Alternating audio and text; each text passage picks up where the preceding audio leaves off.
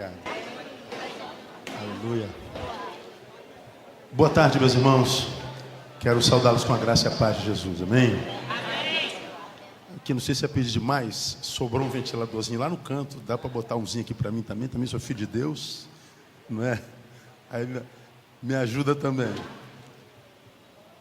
Prazer estar com vocês mais essa vez. E esperando sempre que a gente possa aprender juntos alguma coisa sobre nós como igreja, sobre o reino, sobre nossa missão, que é o que a gente planejou para esse encontro de liderança, não é? Pensar a nossa própria identidade, pensar a nossa missão, pensar o reino de Deus e a nossa função no mundo. E esse é um tema que me tem tomado tempo. Aliás, é a única coisa que eu faço na vida hoje, falar sobre missão a partir da minha própria experiência como pastor de uma igreja local, na mesma igreja há 25 anos, sou pastor há 27 anos, na mesma igreja eu estou há 25, casado com a mesma mulher, Andréia, há 29, e pai de 2 filhas de 26 e 22 anos. E o que me move no reino é a missão. O nosso lugar no mundo, aquela ideia, para o que eu nasci, qual é a minha função aqui, nesse lugar, por que Deus me trouxe à existência, qual é o meu lugar no mundo. E como eu acredito que a gente não tem como ser feliz sem achar o nosso lugar no mundo, não tem como, enquanto membro, ser feliz sem se achar no corpo. Qual é o teu lugar no corpo de Cristo? Se você faz parte de um corpo, aonde você é membro nesse corpo? E se é membro, qual é a função como membro nesse corpo? Como quem se descobre o coração sabe qual é a função, quem se descobre o olho sabe qual é a sua função, quem se descobre rim sabe qual é a sua função. Se você é um membro, qual é a tua função específica no membro? Existe uma missão tua no corpo. E quase sempre é uma só. Nós, quando não entendemos essa missão, passamos a fazer um monte de coisas no corpo. A gente faz tudo na igreja. O que o pastor, a pastora pedir, a gente faz. E às vezes a gente faz mesmo, mas embora faça muito, não encontra plenitude, não encontra alegria nem realização, porque de repente está fazendo tudo, menos aquilo para o que nasceu. O corpo tem centenas, milhares de membros, mas você, qual é o teu lugar lá? Então é sobre identidade que eu tenho gasto minha vida nesses últimos anos, nessas décadas, e hoje não vai ser diferente. Eu queria junto com vocês fazer uma análise do nosso tempo, desse tempo que a gente está vivendo hoje no Brasil e no mundo. Depois dessa análise, vai ser uma análise não muito profunda, eu vou propor 2 coisas para nós como igreja, e depois a gente pode conversar, se vocês quiserem perguntar, concordar, discordar, acrescentar. Então a gente vai fazer uma análise do nosso tempo, depois a gente faz uma proposta de igreja para o nosso tempo. E eu parto do seguinte pressuposto. Quando eu era adolescente, pastora, não faz muito tempo isso? Estou brincando. Lá vão 52 anos. Em 1974, eu tinha 8 anos, veio o Billy Graham ao Brasil, hiperlotou o Maracanã, foi tida a vida como a maior cruzada evangelística que o Brasil já conheceu. Na década seguinte, na década de 80, nós os batistas brasileiros, que trabalhávamos por temas anuais, abraçamos um tema que ficou conosco por muitos anos, e o tema era: Jesus Cristo é a resposta. Na época do Billy Graham, Jesus Cristo, a única esperança. Passou a década do Billy Graham, entramos na década de 80, aí nós abraçamos esse tema: Jesus Cristo é a resposta. Bom, eu era adolescente ainda, estava saindo da adolescência, entrando na juventude. Eu me lembro perfeitamente quando o meu pastor, ele pregou, falando: Jesus Cristo é a resposta, Jesus Cristo é a resposta, Jesus Cristo é a resposta, Jesus Cristo é a resposta, Jesus Cristo é a resposta. E eu me lembro quando uma pessoa chegou perto dele, eu era menino ainda, e lhe fez uma pergunta: pastor, Jesus Cristo é a resposta? Jesus Cristo é a resposta. Aí a menina falou assim: e qual é a pergunta? Qual é a pergunta? Eu não sei porquê essa pergunta, qual é a pergunta, me marcou tanto. Estou velho, me lembro disso até hoje. Se Jesus Cristo é a resposta, Qual é a pergunta? O pastor, não, Jesus Cristo é a resposta para tudo. Bom, não é verdade. Como é que eu chego do Recreio a São Gonçalo? Jesus Cristo é a resposta. Não chego por Jesus Cristo. Jesus Cristo não é ônibus, não é automóvel. Quanto é 5 mais 5? Jesus Cristo. Não é. Como é que eu faço para perder 15 quilos em um mês? Jesus Cristo é a resposta. Não, Jesus Cristo não emagrece ninguém. Então, Jesus Cristo não é a resposta para tudo. Essa palavra, ela me saltou os olhos nesses últimos dias. Porque me parece que a gente pode pegar um nome como o de Jesus Cristo e torná-lo obsoleto, imprestável, quando nós o transformamos em resposta para a pergunta que ninguém está fazendo. Mesmo sendo o nome de Jesus, Jesus. Jesus Cristo é a resposta, genérico. Ok, mas quais são as perguntas que a nossa geração faz hoje para a igreja? Quais são as perguntas que estão sendo feitas? Nós, como líderes de comunidades, trabalhamos com gente o tempo inteiro. Nós que somos, aspas, ou de verdade, porta-voz de Jesus.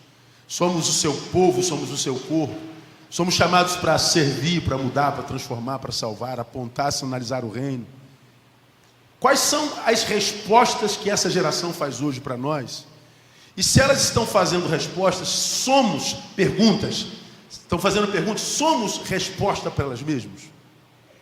Será que quando a nossa geração, a minha, a tua, essa geração, olha para aquilo que se é igreja hoje no Brasil, será que elas acham na igreja a resposta para os seus anseios, para as suas crises, para as suas dores, para as suas adversidades, para as suas neuras, para as suas noias? Será que nós temos conseguido essa capacidade de sermos uma igreja relevante e chegarmos junto à necessidade do povo que Deus nos confiou, para sermos a resposta, para sermos o remédio? Eu não acredito que nós estejamos tendo sucesso como resposta. Por algumas razões, e uma me acompanha em angústia há muito tempo. Quem me segue pelas redes já me ouviu falar sobre isso. Uma das questões que mais me angustiam no Evangelho é perceber que depois da morte do Cristo, os crentes viveram a diáspora, foram espalhados pelos 4 cantos da terra. E os que iam dispersos iam anunciando a palavra. Você conhece Atos dos Apóstolos, talvez melhor do que eu. Eles começaram a divulgar essa mensagem do Evangelho após a morte do Cristo. Chegaram nos 4 continentes. A América Latina ainda não tinha, mas os 4 continentes foram alcançados. E onde esse Evangelho chegava, ele chegava transformando não só o sujeito, mas a família desse sujeito, consequentemente a sociedade desse sujeito, transformando a cidade daquele sujeito. Quando o Evangelho chegava numa cidade, não mudava só a religião e nem a indumentária do sujeito. Mudava a economia, mudava a educação, mudava a política, influenciava em todas as instâncias, todas as esferas da sociedade. Por exemplo, estamos aí no mês da reforma, saindo do mês da reforma. Tu pega a sociedade pré-reforma e a sociedade pós-reforma. Hoje, os protestantes não são valorizados porque somos como somos, mas se você pega a sociedade pós-reformada, você vai ver a contribuição dos reformadores, dos protestantes na construção da sociedade moderna, principalmente no que? Na área da educação. As maiores universidades do planeta, todas elas construídas pelos protestantes. Universidade da França, que é ateia hoje, construída pelos reformadores. A Universidade de Yale, nos Estados Unidos. Harvard, nos Estados Unidos. Oxford, na Inglaterra. Aqui no Brasil, PUC. As maiores universidades do planeta foram construídas pelos protestantes. Então, hoje, existe educação na Europa. A Europa é mais educada, é mais evoluída, porque a população aprendeu a ler mais cedo. E por que aprendeu a ler mais cedo? Porque os protestantes queriam que o povo tivesse Bíblia na mão e investiu na educação. O que não aconteceu com o catolicismo, porque o povo não tinha Bíblia na mão. Então, a influência do cristianismo é incontestável. Então, 12 homens saíram para pregar o Evangelho. Quando eles chegaram em Tessalônica, diz lá o texto: estes que têm alvoroçado o mundo chegaram também aqui. Como quem diz, ninguém consegue parar essa heresia. Ninguém consegue parar essa mensagem, ninguém consegue parar isso que nasceu lá em Nazaré, ninguém consegue. Onde é que a gente vai? A gente vê os efeitos desse evangelho, por onde passa. Chegou também em Tessalônica. Bom, a ideia dos líderes de Tessalônica era: esses que têm alvoroçado o mundo. 12 homens. Nós somos 61 milhões de evangélicos. E nós não conseguimos fazer cosquinha no Brasil, cara. Nós somos 61 milhões. Os 12, pastor, não tinha nenhum teólogo, não tinha nenhum antropólogo, sociólogo, filósofo, tudo gente rude. Ninguém tinha formação teológica, eles não tinham rede social, eles não tinham avião, eles não tinham dinheiro, mas eles alvoroçaram o mundo. Hoje nós temos os líderes mais bem formados, nós temos rede social, nós temos avião, nós temos muito dinheiro, mas a gente não consegue fazer cosquinha no Brasil. Publicado em março de 2017, Organização Mundial de Saúde: o Brasil é o país com o maior índice de transtorno de ansiedade do planeta. O Brasil é o 5º em depressão do planeta. O Brasil é o 8º em número de suicídio no planeta. É o 3º população carcerária no Brasil. Nós estamos no número 74 do IDH, Índice de Desenvolvimento Humano, entre 121 países. Nós temos uma das piores qualidades de vida do planeta. A violência brasileira, em 2016, venceu a da África. Ano passado, quase 60 mil homicídios. Nós somos 61 milhões de evangélicos. A pergunta que eu me faço como pastor, como discípulo, é: que tipo de crente eu tenho sido? Que tipo de igreja eu tenho sido? Que tipo de igreja eu tenho formado no rebanho que Deus me confiou, que a gente não consegue influenciar a nossa nação em nada? Então, essas questões existenciais são questões que me têm tomado o pensamento. E eu queria com vocês, nessa oportunidade, juntos, fazermos uma análise do nosso tempo. E vocês vão ver se é exatamente o que está acontecendo hoje, não é. E nós vamos entender por que nós estamos hoje como estamos. E vamos ver como é que a gente pode, como igreja, ajudar a melhorar a situação do Brasil. Porque o que nos une hoje como seres humanos é o medo. Nós temos medo um do outro. A gente não ama mais o outro. A gente tem medo um do outro. Nós não temos esperança, não acreditamos que dias melhores virão. A gente não sabe quem vai governar o país ano que vem. A gente não sabe quem vai governar o estado. Como que a gente vai sair desse buraco? Aonde que a gente vai parar? O que está acontecendo com a gente? Vamos fazer uma análise e a gente vai entender direitinho, eu garanto a vocês. Abra sua Bíblia aí, em 2 Timóteo capítulo 3.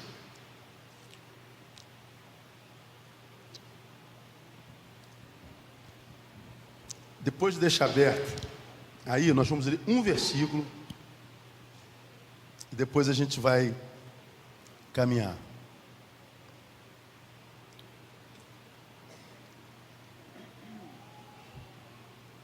Está muito quente. 2 Timóteo capítulo 3. Vamos ler juntos. Somente o versículo 13.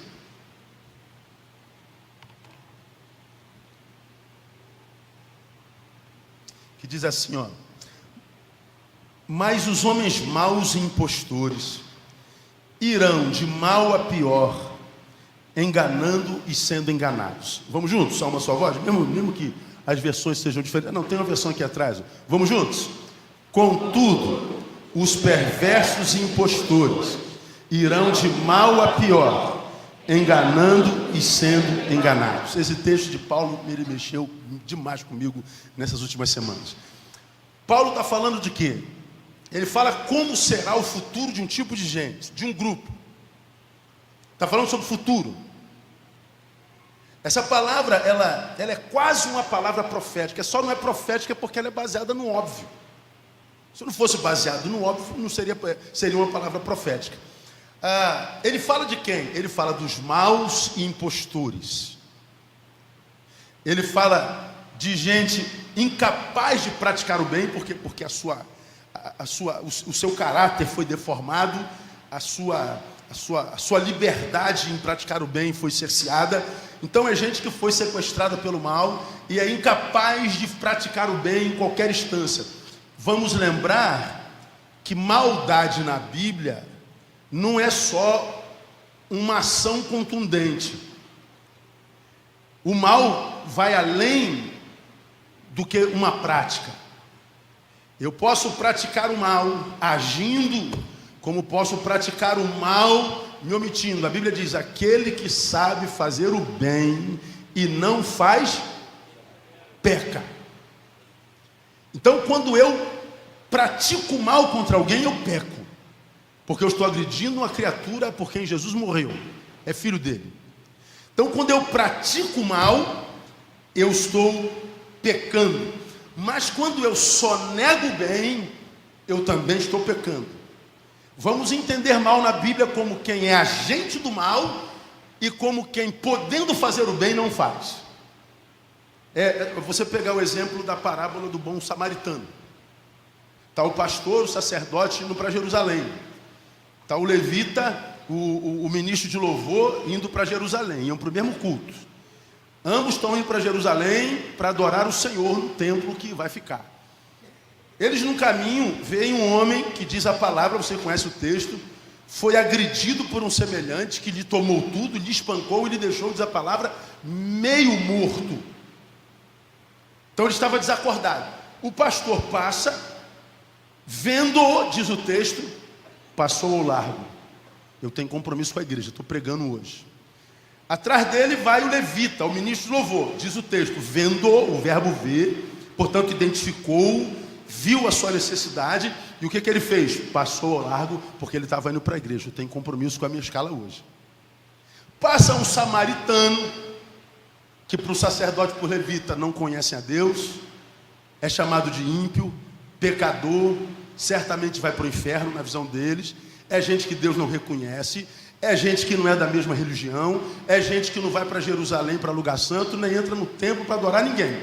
Mas ele estava passando pelo mesmo caminho, era comprometido, mas quando ele viu o semelhante caído, ele desce do cavalo, ele trata da sua ferida, ele faz os primeiros socorros, coloca na sua cavalgadura, volta para a cidade mais próxima e diz assim: ó, os primeiros socorros eu pratiquei. Cuida desse homem para mim, porque eu tenho compromisso. Se você gastar mais do que o que eu já te dei, quando eu voltar, eu não pago. Jesus está falando desse mal. Qual mal? Nessa parábola tem um bandido que rouba o seu semelhante, o espanca e o deixa quase morto. Mas na mesma parábola tem um pastor e um levita indo para a igreja que olha para o meio morto e não faz nada. Um bandido pratica o mal, outros dois bandidos só negam o bem. Mas todos três bandidos para Jesus. Os religiosos e o bandido são duas faces da mesma moeda, é uma formação de quadrilha. A diferença é que um não conhece a Deus e deixa meio morto, o outro diz conhecer a Deus e não pega meia vida e a multiplica. Um trata com maldade, o outro com indiferença. Dá para entender, irmãos? Jesus está dizendo que o que tratou com maldade é mal, e o que passou indiferente também é mal. Paulo está falando dessa gente. Gente que é incapaz de praticar o bem. Ele está falando de gente má. Porque na palavra, quem quase mata e quem podendo curar não faz, são as mesmas pessoas. Jesus nessa parábola, irmão, essa parábola é dura demais. O que ele está dizendo, na verdade, é que tem muita gente morrendo no caminho só porque nós estamos indo para a igreja. Se dependesse dos que estavam indo para a igreja, aquele homem tinha morrido, tinha ou não tinha? Tinha. Então ele está dizendo, é possível, trazendo para os dias de hoje, que nossas cadeiras, nossos bancos das nossas igrejas estejam todas manchadas de sangue. Porque há muita gente morrendo porque a gente vem para a igreja para adorar a Deus, mas passando indiferente à necessidade do nosso próximo, do nosso bairro, da nossa cidade, do nosso país. Paulo está falando dessa gente. Gente má, mas fala dos impostores, mas os maus e impostores, gente que é incapaz de ser verdade plenamente em qualquer circunstância, gente que parece ser, mas não é, gente que não consegue ser verdade plenamente em momento algum. Ele é um impostor. É alguém para quem você olha e diz assim: esse é de Deus. Quando você chega perto, você descobre que não há fruto de Deus em momento algum. Você olha para aquela comunidade e diz: de Deus. Mas quando você vai analisar os frutos daquela comunidade, não há frutos que atestam como sendo de Deus. Porque para Deus, uma igreja não se torna dele, porque a gente bota uma placa na frente escrito Igreja de Deus. Ele reconhece como sendo dele a partir dos frutos que essa comunidade produz no lugar onde ela foi plantada. Então ele está falando dos maus impostores, gente incapaz de praticar o bem e de ser verdade em qualquer circunstância. É gente cuja interioridade foi alcançada pelo mal. Agora veja só o que ele está dizendo a respeito dessa gente, uma vez que nós já os identificamos. Ele diz a respeito dessa gente que eles nunca serão presentes felizes no presente, e diz que o futuro deles ainda será pior do que o presente.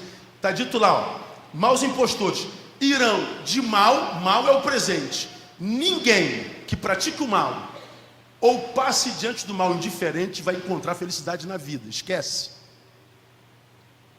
Pode mudar de religião, pode ser promovido na sua religião, pode mudar de comunidade e tal, mas se você é mau e indiferente, você nunca vai sentir rios de água viva fluindo, esquece, vai ser só religioso mesmo, um empedernido, empedrado. Então vão de mal, mal é o presente, de mal a pior. Paulo está falando do futuro dessa gente, ele está revelando o futuro. Então ele está dizendo que há um tipo de gente que nunca vai conhecer plenitude na vida, e mais, ele está dizendo que o mal maior que os alcançará, porque eles se tornaram o que se tornaram, o mal que os engolirá, o mal que os esmagará, não é um mal que virá de fora, é um mal que brota deles mesmos. O texto está dizendo, irão de mal a pior, olha só, enganando e sendo enganados. Ou seja, eu sou o engano, planto engano, o que eu vou colher é engano. O mal que vai me matar, o mal que vai me destruir, tem em mim mesmo a sua fonte. É o que o versículo está dizendo, e isso para mim é terrível. O texto alude, meus amados irmãos, a um tipo de gente que será a produtora da sua própria autoextinção.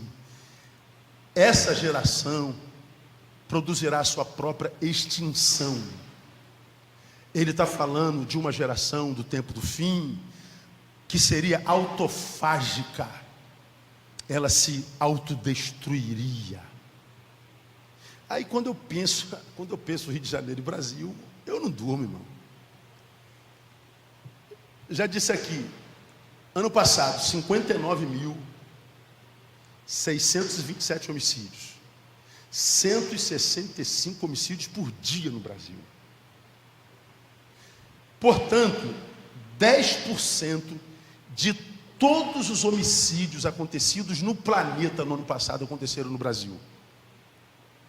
Se você somar todas as mortes de todas as guerras juntas no mundo, não deram o número de assassinatos que aconteceu no Brasil. É para se assustar ou não é? Agora, homicídio é quando a gente analisa na perspectiva subjetiva. O João matou o Roberto, então aconteceu um homicídio. Então, do ponto subjetivo, não é? Agora, quando a gente analisa do ponto de vista existencial, do ponto de vista da raça, nós estamos diante do quê? De um suicídio. É a raça humana matando a raça humana. Então, é a raça humana se matando. É suicídio. É autoextinção. Todo homicídio é, portanto, também, do ponto de vista existencial, um suicídio. Nós somos uma geração suicida. Nós somos uma geração autofágica. Nós somos uma geração que está se consumindo, que está indo de mal a pior. Qual é a tua esperança de que os dias melhorarão? Nós não temos mais esperança. Nós acreditamos que vai piorar. Paulo está falando de um tipo de gente que habitaria uma geração e que, por causa dessa gente, tal geração seria marcada, portanto, por privações e dores. O versículo 1 diz assim, sabe, porém, isto, olha que coisa interessante, que nos últimos dias sobrevirão tempos penosos. É assim que ele começa o capítulo 3. Tempo penoso é tempo de quem paga uma pena. Os dias seriam tão maus, nós chegaríamos a uma condição tão impossivelmente ruim, que nós viveríamos como se nós estivéssemos apenados, como se nós estivéssemos pagando pena. Ou seja, livres menos para viver a liberdade que tem. Ou seja, não há nada que me impeça de ir e vir, não há nada que me impeça de ser feliz, não há nada que me impeça de abraçar o mundo, não há nada que me impeça de desenvolver a vida. Mas os dias seriam tão maus que, embora eu tivesse essa liberdade, eu não estaria livre para viver essa liberdade, porque o medo me sequestraria, porque a morte bate a porta, porque a violência está na esquina, porque a gente está vivendo não mais como ser humano, mas como bicho. E como é que bicho vive? Por instinto. A gente está vivendo por instinto. A gente quer se autopreservar, porque a gente está se extinguindo, a gente está se matando. Você vê, alguns dias atrás eu estava no Rio de Janeiro. Eu vinha de um evento, devia ser quase meia-noite, eu estava de carro. O nosso carro ele é todo filmado. Tem aquela película preta, eu boto G5 para ninguém ver dentro. Eu tô vindo sozinho, cara, meia-noite no Rio de Janeiro. Sinal fecha, carro da frente parado, o carro do lado parado, o carro de trás parado, e aqui tinha um canteiro. Eu estou aqui na minha, esperando o sinal abrir.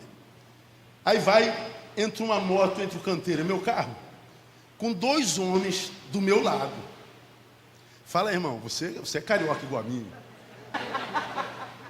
Hoje, na tua cidade, na minha cidade, para uma moto com 2 homens do teu lado, o que você pensa? Fala a verdade. Já começa quase a clamar pelo sangue, você já tem poder. Pô, o cara para do meu lado, eu falei, ai meu Deus do céu, agora não. Aí o cara ainda bate no meu vidro, toque, toque, toque. Eu falei, ai Jesus amado. Entrou um gelo assim no dedão, veio congelando tudo. Eu falei, meu Deus do céu. Aí o cara bateu, não abri, ele bateu de novo. Aí eu abri o vidro, já esperando o verbo que a gente ouve sempre. Qual é o verbo que a gente ouve? Perdeu. Você conhece o verbo, né, meu? Você é de São Gonçalo, né, meu? Perdeu. Quando eu abri a janela, o cara falou assim, a paz do Senhor, pastor. Eu falei, vai pro diabo que te carregue, meu irmão. Que paz do Senhor, você tá maluco, cara? Você quer me matar do coração, cara? Cara, ele levou um susto assim. Você tá doido, cara? Meia-noite, 2 homens numa moto, você vai me dar a paz do Senhor? Pô, tá maluco? Como é que você sabe que o senhor aqui dentro? Aí eu conheço a placa do seu carro, pastor. Vai te catar, meu irmão. Aí depois eu pedi perdão, cara, você me desculpa, cara. Do jeito que a gente anda no Rio de Janeiro. 2 homens numa moto. Tu bate no meu vidro 2 vezes, vai me roubar, pô. Agora a paz do Senhor, me deu uma raiva daquele homem, cara. Eles foram embora. Eu saí devagarinho e fiquei pensando, gente, que vida é essa? Olha como é que a gente está vivendo. Um semelhante bateu na minha porta para me dizer, a paz do Senhor, pastor. E eu estou achando que ele quer me matar, que ele quer me roubar, que ele quer me extinguir. Eu estou com medo do meu igual. Eu estou com medo do meu próximo. Não é o que a gente sente hoje. Agora a Bíblia diz que a respeito do próximo nós temos que sentir um outro sentimento. Ama o teu próximo como? Como a ti mesmo. O que eu tenho que sentir pelo próximo? Amor. Mas o que a gente sente pelo próximo? Medo. Nós não amamos mais ninguém. Nós não queremos papo com ninguém. A solidão é quase uma imposição para sobrevivência. A gente tem que se afastar do outro para sobreviver. É o tempo que a gente está vivendo. Por quê? Porque nós chegamos no tempo dos homens maus e impostores. Esse tempo, para mim, chegou. Esse tempo, a respeito do qual Paulo fala, é o tempo de hoje. Onde nós não temos mais conexões de alma. Vivemos uma eterna individualidade, incompartilhável, cada um no seu mundo, cada um tentando sobreviver. Esse tempo chegou. Agora, a pergunta que se faz, irmãos, é: como seria uma sociedade composta por gente assim, má impostura? Gente que é capaz de praticar o mal na mesma proporção que é capaz de ser indiferente. E ser indiferente hoje é quase uma virtude. Eu nunca fiz mal para ninguém, pastor. Eu não consigo matar uma barata, pastor. Eu nunca fui agente de maldade sobre ninguém. Ok, e existe muita gente que não faz mal para ninguém.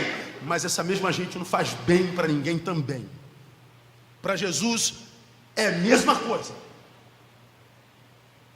Então o mal é a nossa realidade.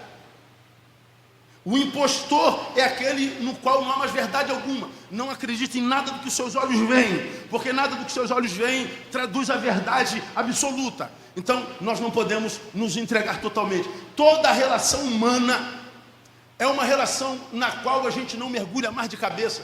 A gente não se relaciona se entregando mais porque a gente tem medo de se machucar. É como disse Isaac Magiese. Guarde essa frase. Isaac Magiese disse: causa mortes, traumatismo craniano, mergulho profundo em pessoas rasas. Causa mortes, traumatismo craniano, mergulho profundo em pessoas rasas. Hoje, a gente não mergulha mais de cabeça em relacionamento nenhum, porque a gente não sabe a profundidade dele, e a gente sabe que a regra é de gente rasa. Você conversa com uma pessoa hoje, bonita, linda, aparentosa, depois de 10 minutos você descobre que não tem ninguém lá dentro, é uma casca vazia. Gente urca. São relações que não vale a pena ser desenvolvidas, porque não enriquecem nada. É uma relação impostora. Como seria, pastor, uma sociedade composta por gente assim? Bom, Paulo diz nesse mesmo capítulo: seria uma geração afetivamente doente, uma geração incapaz de viver saúde afetiva. Esse capítulo 3, irmão, olha que coisa interessante. Por que Paulo diz que esse tempo seria ruim como quem paga uma pena? Por causa da qualidade do homem que habitaria essa mesma sociedade. Aí do versículo 2 para baixo, ele traça uma biografia do homem que comporia essa sociedade, que faria com que quem vivesse nessa sociedade viveria como quem paga uma pena. Veja se tem alguma coisa a ver com o que nós vivemos hoje. Versículo 2, ó: pois os homens serão amantes de si mesmos, gananciosos, presunçosos, soberbos, blasfemos, desobedientes a seus pais, ingratos, ímpios, sem afeição natural, implacáveis, caluniadores, incontinentes, cruéis, inimigos do bem, traidores, atrevidos, orgulhosos, mais amigos dos deleites que amigos de Deus, tendo aparência de piedade, mas negando-lhe o poder. Afasta-te também deles. Lá no versículo 7, sempre aprendendo, mas nunca podendo chegar ao conhecimento da verdade. Paulo está fazendo uma biografia dessa gente. E ele diz: por que nós nos transformaríamos nisso? A nossa vida nunca conheceria plenitude, porque nós seríamos maus e hipócritas. Como seria essa geração, Paulo? Eu quero destacar duas características dessa. Eu poderia ficar uma semana falando sobre cada uma delas, mas eu quero destacar duas. Quando ele diz que ela seria afetivamente doente, eu tiro do versículo 3. Bota o versículo 3 lá, meu irmão. Deve aparecer desafeiçoados. Olha lá, sem amor pela família. Não, essa tradução não tem nada a ver com o original, nada. A tradução literal é sem afeição natural. Em outras versões, desafeiçoados, sem afetos. Mas no grego, a palavra contundente é aquela que fala sem amor na natureza. Ou seja, Paulo está dizendo que essa geração má impostora produziria filhos em cujo DNA não haveria amor, afeto. Não haveria afeição na natureza humana. Sem afeição natural. O amor não viria no DNA. Você sabe o que Paulo está falando? Que habitaria a terra uma geração psicopata, para a qual a vida não vale nada. Gente que não respeita o valor intrínseco do seu semelhante. Portanto, se ele morre, se ele é estuprado, se ele foi vilipendiado, se ele foi esquartejado, não me interessa, porque eu não sinto nada por vocês e eu não tenho conexão alguma com ninguém. É psicopatia. É do que Paulo está falando. Sem afeição natural. Alguns meses atrás, algum tempo atrás, uma mãe me procura no gabinete. Pastor, eu queria a sua ajuda. Eu estou um pouco preocupada. Meu filho está tendo alguns comportamentos esquisitos que eu não consigo entender. O que foi, meu irmão? Aí ela falou, vai fazer 5 anos, 4 anos e pouquinho. Eu comprei um cachorrinho para ele. Cachorrinho bonitinho e tal. Toda criança gosta de cachorro, eu gostava. Ele pegou o cachorro, indiferentemente, eu deixei lá no quintal com ele. Eu fui para lá, quando eu voltei, ele tinha afogado o cachorro na piscina de casa. Ele botou o cachorro dentro d'água e segurou o cachorro. Jogou o cachorrinho lá e ficou brincando com o corpo do cachorro. Rindo.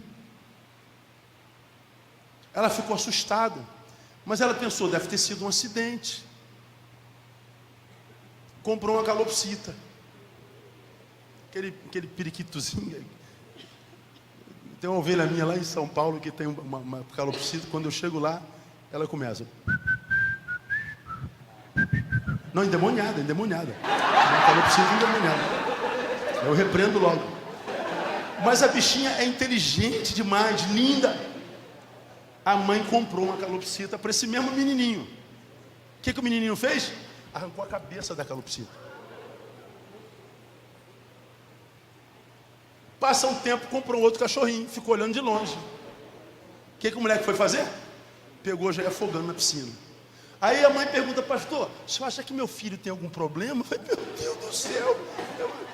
Quase que eu ouvi aquela música do Hitchcock. Eu falei, gente, o moleque não tem afeto. Exercício para casa. Quando chega em casa, pega o Google, joga lá, psicopatia infantil e assuste-se. Estuda psicopatia infantil, para você ver o que está rolando nas redes. Paulo está falando que essa geração impostora e má seria uma geração desafeiçoada. O amor não viria no DNA. Seria uma geração indiferente. E uma geração indiferente não respeita velho, não respeita mulher, não respeita criança, não respeita autoridade, não tem gratidão na alma. É uma geração cujo mundo é do tamanho do umbigo e ele só ama o que é espelho. Essa geração só pode produzir morte. Eu e você, que temos mais de 40, 30 anos talvez, somos uma geração completamente diferente dessa. Na nossa época, por exemplo, sei lá, uma casa está pegando fogo, uma desgraça está acontecendo. Salva-se primeiro mulheres e crianças. Hoje, o Brasil produz o maior número de feminicídio da história dos homens. As mulheres estão sendo massacradas. As mulheres estão sendo estupradas. As mulheres estão sofrendo abuso sexual em todo canto. Homens estão ejaculando em mulher dentro de ônibus. Mulheres dão um grito de alforria porque teve um marido idiota que o espancou a vida inteira. E o idiota diz, não vai ser minha, não é minha, não vai mais de ninguém. E mata. As mulheres estão sendo dizimadas. As crianças estão sendo estupradas. Estão sendo abusadas. Os pedófilos, parece que é como capim entre nós hoje. E nós temos uma sociedade querendo legalizar a pedofilia. E ninguém percebe isso. Tu pega o Museu de Arte Moderna, essa brigalhada que deu toda lá. Não, é uma sociedade retrógrada, esses crentes não conhecem cultura, isso aí é arte. Pô, arte, irmão, pense pelo amor de Deus. Está lá um homem nu com uma criança de 5 anos tocando no seu corpo. Pense comigo, raciocine. Eu tenho 2 filhas. A minha filha, desde criança, conhece minha perna. Sempre tirei férias, vamos para a praia, não conhece a perna da gente? A minha filha conhece meu peito, meu ombro, meu tórax, conhece meu braço, minha cabeça. As nossas filhas, nossas crianças, só não conhecem o membro do pai. O resto do corpo do pai, ela conhece. Então, uma criança não precisa ir ao Museu de Arte Moderna, levada pela própria mãe, para tocar no corpo de um homem pelado para conhecer o corpo, porque ela conhece o corpo do pai, do primo, do tio, do irmão. Agora, ela começa se mexendo no pé, na canela do homem, mas o que essa sociedade quer? Que o acesso ao membro masculino seja legalizado. O que eles querem é que a criança tenha acesso ao membro masculino. O que eles querem é usar as crianças como objeto sexual. Jogue pedofilia no Google. Jogue abuso sexual no Google. Você vai ver, nós vivemos uma questão endêmica. Não é epidêmica, é endêmica. Crianças estão sendo abusadas, estão sendo utilizadas como objeto sexual. Paranoia, os números não mentem. Agora, que tipo de gente é gente que olha para uma criança de 1 ano e sente desejo sexual? Agora, me respondam, meus irmãos, aonde é que estão os maiores abusadores das nossas crianças? Onde estão os pedófilos? Em casa. A Bíblia diz que nos últimos tempos, os inimigos do homem seriam os da sua própria casa. Por quê? Porque a família, pressupõe-se, é aquela que tem a capacidade de viver entranháveis laços de afeto. Mas na geração do tempo do fim, o afeto não faria mais parte da natureza. Então nem na família nós teríamos saúde. É o nosso tempo ou não é? Sem afeição natural. Consequências dessa geração, irmão, microvalorização da vida, lógico. O que a vida vale? A vida não vale nada. Se a vida não vale nada, nós temos uma microvisão, uma visão microvalorizada dela. O que acontece com a gente? Nós vamos ter uma visão reducionista da mesma. Isso é, nós deixaremos de vivê-la como um todo. Eu não me sinto mais parte do todo. Estamos aqui, ó, como um bloco de irmãos em Cristo Jesus, ok? É o que deveria ser, mas eu não consigo conexão com vocês. Eu sou um corpo estranho, em qualquer corpo que eu esteja, em qualquer aglomerado. Eu não tenho nada a ver com a raça humana, eu não tenho nada a ver com a igreja local, eu não tenho nada a ver com o trabalho. Eu sou um corpo que não tem conexão com os outros. Se eu não tenho conexão com o todo, morra o todo. Farinha pouca, meu pirão primeiro. Aí nós vivemos o individualismo crônico doentio. Todo mundo que está no coletivo quer arrancar o seu. Ele só pensa em si mesmo. Ele só quer extrair o que ele pode. Ele não quer contribuir, ele não quer somar, ele quer extrair, porque eu estou de passagem, eu não sou deste lugar, eu não sou de lugar nenhum, sou de ninguém, e ninguém é todo mundo, e todo mundo é meu também. A gente não é de ninguém. Nós estamos absolutamente sós. Eu sou brasileiro, mas não tem nada a ver com o Brasil. Então, se me eleger deputado, eu devoro como gafanhoto mesmo. Eu sou governador do Rio, mas eu não tenho nada a ver com o Rio de Janeiro. Se eu tiver oportunidade, eu roubo 10 bilhões de reais mesmo. Mesmo que se eu vivesse 20 vidas, eu não conseguiria gastar. Mas eu vou consumir tudo. E nós vivemos num país de consumo gafanhoto. Você tem uma igreja desse tamanho, não pode contar com 20% deles. Porque o resto está vivendo a sua própria vida. Agora, o texto está dizendo lá, ó, o versículo 2 diz que não só seriam sem afeição natural, mas diz o versículo 2, primeira característica, pois os homens serão amantes de si mesmos. O que Paulo está dizendo? Haverá amor. Vocês ainda vão achar amor no caminho. Os homens serão egoístas, avarentos, versão ultrapassada também. A palavra egoísta é outra. O egoísta, ego é eu, né? Ismo é o sufixo que pressupõe existência. Para o egoísta, só existe ele. O amante de si mesmo é pior. É um egoísmo exacerbado. Ele não só desmerece o valor do outro, como ele é capaz de usar o outro em qualquer instância para um prazer próprio. Ou seja, eu posso negar o seu valor, pastora, mas eu não vou lhe fazer mal para me beneficiar. É egoísmo. Você não existe para mim. Mas o amante de si mesmo, filautos, é aquele que não só a senhora não existe, como é um produto que eu utilizo para o meu prazer. E eu não tenho nenhuma cerimônia para isso. Esse é o filautos, o amante de si mesmo. O filautos é o que produz a extinção do outro em si. É aquele que diz, há tanto eu em mim que tu não cabe. Dá para entender isso? Não cabe ninguém dentro de mim, porque eu me basto. Tanto eu em mim que tu não cabe.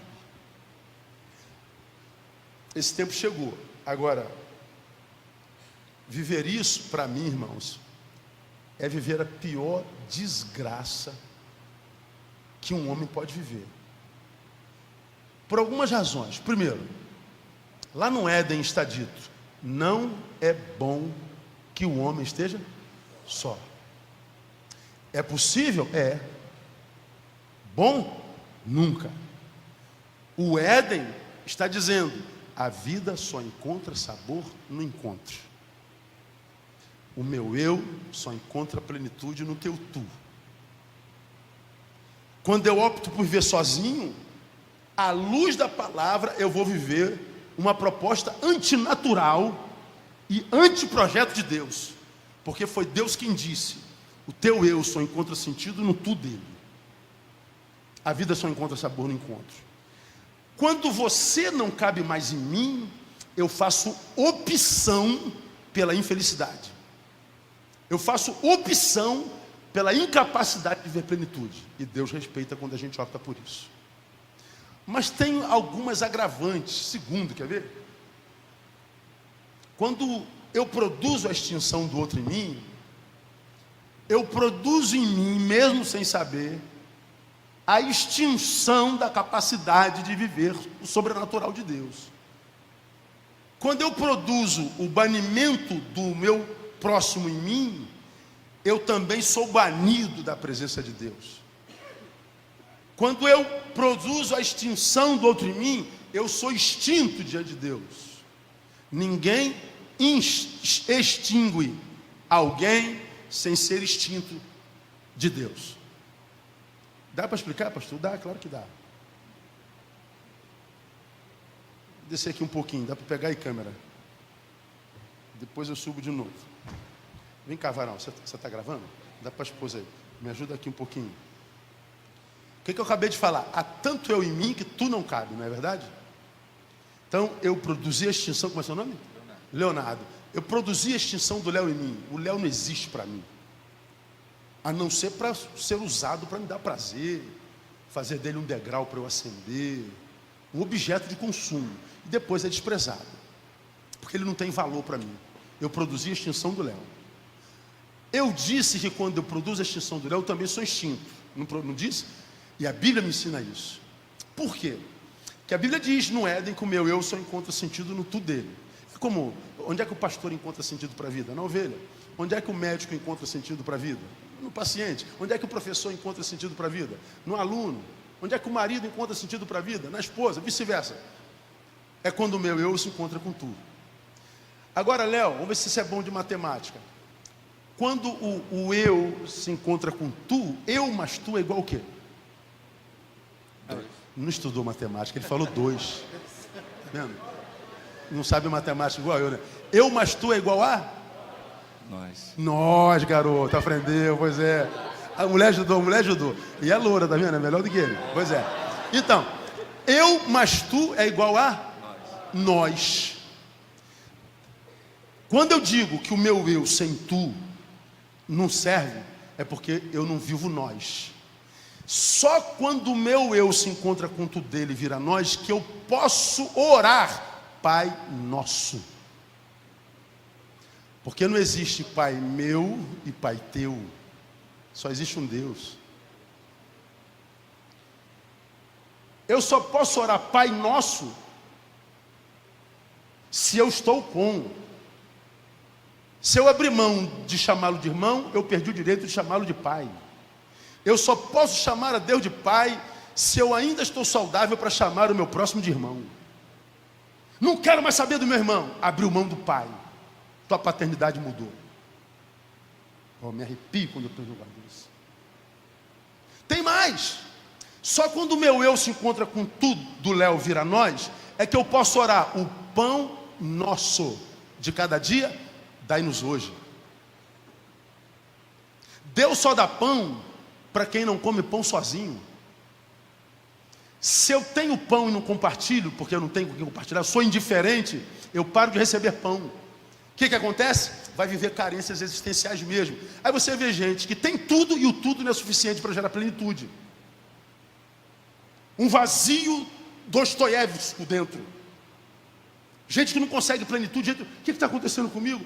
Meus filhos estão bem, minha mulher está bem, eu tenho um carro lindo, eu tenho uma casa em Búzios, tenho uma casa em Friburgo, a minha família vai bem, minha saúde está bem. Mas por que eu estou nesse vazio todo? Porque você vive para si, ô filautós, seu egoísta, seu parasita. Nunca vai ter plenitude, porque você não pode chamar a Deus de pai e nem pode pedir ao pai o pão nosso de cada dia. Ou seja, Deus, me dá o necessário para hoje, me dá a plenitude para hoje, me dá o mantimento para hoje. Eu não vou ter. Por quê? Porque eu extingui o outro em mim. Eu fui sacerdote, eu fui levita, eu fui crente. E olha que eu estava indo para a igreja. E mais, se eu produzo a extinção do outro em mim, o meu eu não encontra com tu, não vira nós, eu não posso falar Emanuel. O que é Emanuel? Deus conosco. Não existe Deus comigo. Deus só está comigo quando eu estou contigo. Eu sei a distância que eu estou de Deus a partir da distância que eu estou do meu semelhante. Não se mede distância de Deus a partir da frequência culto, a partir de cargo ou letras que tem na frente do meu nome. Não se mede distância de Deus a partir da oferta que se dá. Se mede a distância de Deus a partir da distância que eu estou da minha geração e do meu semelhante. Agora pense, numa geração egoísta, individualista, sem capacidade de viver relações humanas, como que essa geração vai ter experiências sobrenaturais e com Deus? Vai nada, vai ter experiência com a religião. Ele se converte, muda a roupa, o lugar de adoração, ele é para o centro de macumba, ele já vai para a igreja, muda a linguagem, tem o evangeliquez, mas ele não vira sal nem luz, agente de transformação. Mexe com a sua roupagem, mas não mexe com o seu caráter. Cresce em número, mas não cresce em influência. 12 alvoroçam o mundo, 61 milhões não fazem cosquinha no Brasil. Agora, o que mais me causa espanto é ver um monte de crente satisfeito com o que é a igreja evangélica no Brasil hoje. Estamos muito bem, pastor, porque nossos templos estão cheios. Por quê? Porque para nós o evangelho é vinde, não é mais ide. Então se veio, encheu, tá bom. E quantos dos que vieram vão para servir? Quantos dos que entram para adorar saem para servir? Não, pastor, é outra história, né? Então se não sai para servir, entrar para adorar é perder tempo. Deus não recebe esse tipo de adoração. Porque, irmão, ser igreja no Brasil e ver o Brasil como o Brasil está, e achar que o que Deus quer de nós é que nós cantemos algumas musiquinhas para Ele no domingo, é não ter entendido nada do Evangelho. Eu acho que os templos cheios atestam o nosso fracasso. Obrigado, Léo. Deu para entender, Léo? Deu, não deu? É mais ou menos por aí. Essa é uma análise do que a gente está vivendo hoje no Brasil e no mundo, individualismo crônico. Então é a extinção do outro em nós. Dessa extinção do outro em nós, ou seja, do individualismo crônico, é que a gente vive uma outra perversidade bíblica. A primeira perversidade é com o outro, né? O outro é para ser amado, hoje a gente teme. Mas a outra perversidade é com o si mesmo. A Bíblia tem uma palavra para o si mesmo. Quem quiser vir após mim, tem que fazer o quê? Está falando do si mesmo, não está? O que nós deveríamos fazer com o si mesmo? Negá-lo. É o meu eu. Mas o homem do tempo de fim seria amantes do si mesmo. O si mesmo que deveria ser negado, hoje ele é idolatrado. O que não deveria mais existir em mim é que do qual eu tenho uma overdose. Essa geração vive uma overdose de si mesmo.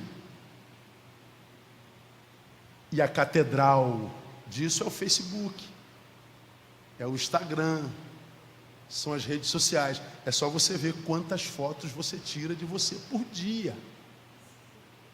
A geração mais exibicionista do planeta. Está almoçando foto, está jantando foto, está andando foto, está fazendo número 2 foto, está viajando foto, se sentindo feliz, se sentindo feliz, se sentindo feliz. Mentira, mentira, mentira.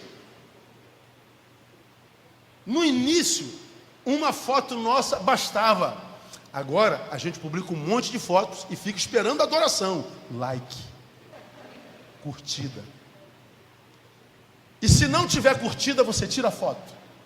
Alguns ainda ligam para a amiga. Amiga, você não viu minha publicação, não? Vi. Por que você não curtiu? Porque eu não estou afim. Te fiz alguma coisa?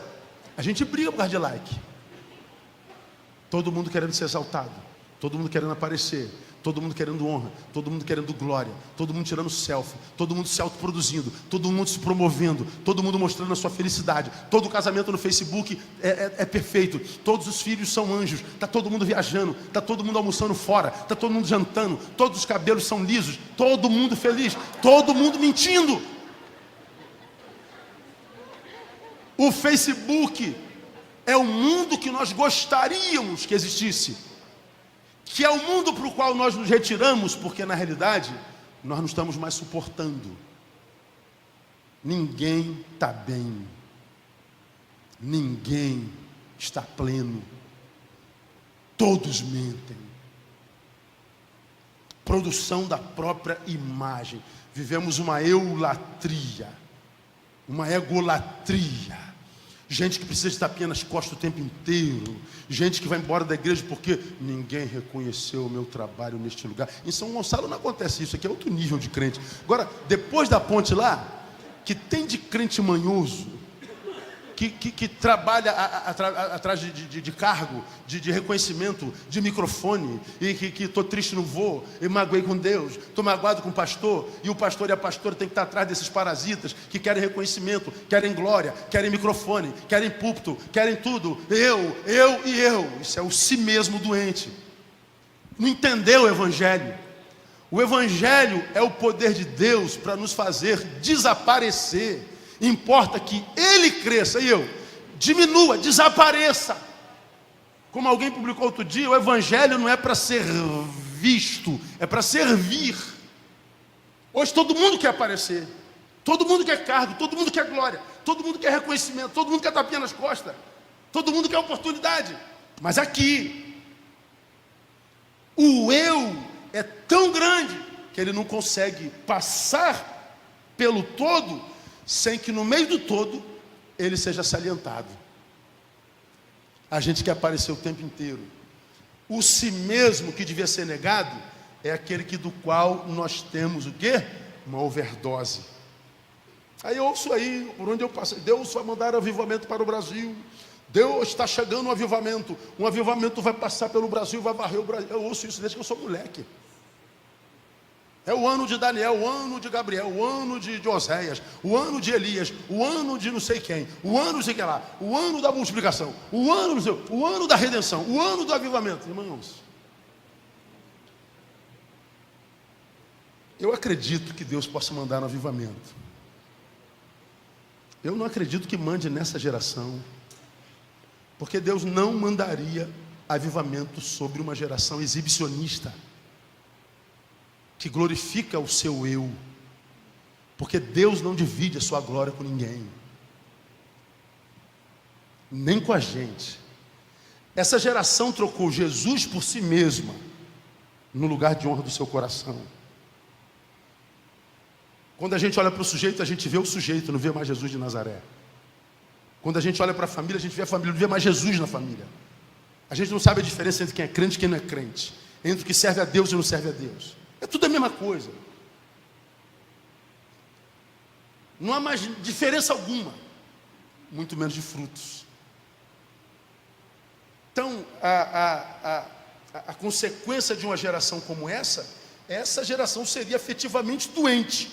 Uma geração que produziria sua própria extinção, e produziria a sua própria extinção, porque o outro foi extinto em si, o outro é rarefeito em mim, quando há alguma coisa dele em mim, nossas relações, portanto, não se mantêm, porque o outro é só uma poeira em mim, qualquer coisa acaba com casamento, qualquer coisa acaba com relacionamento, qualquer coisa acaba com relação de ovelha a ovelha, pastor e ovelha, nós estamos extinguindo o outro, extinguimos Deus de nós e nos extinguimos de Deus, então nós não temos mais experiências verdadeiras, nós temos religiosas, porque nós somos afetivamente doentes. Uma outra marca é o que eu vou chamar de rapidação. É rapidação, é de rápido. Nós viveríamos rapidação. Esse termo não é meu não. Esse termo é de Robert Adolphs. É um sociólogo que escreveu um livro chamado Igreja Túmulo de Deus. Esse termo é dele.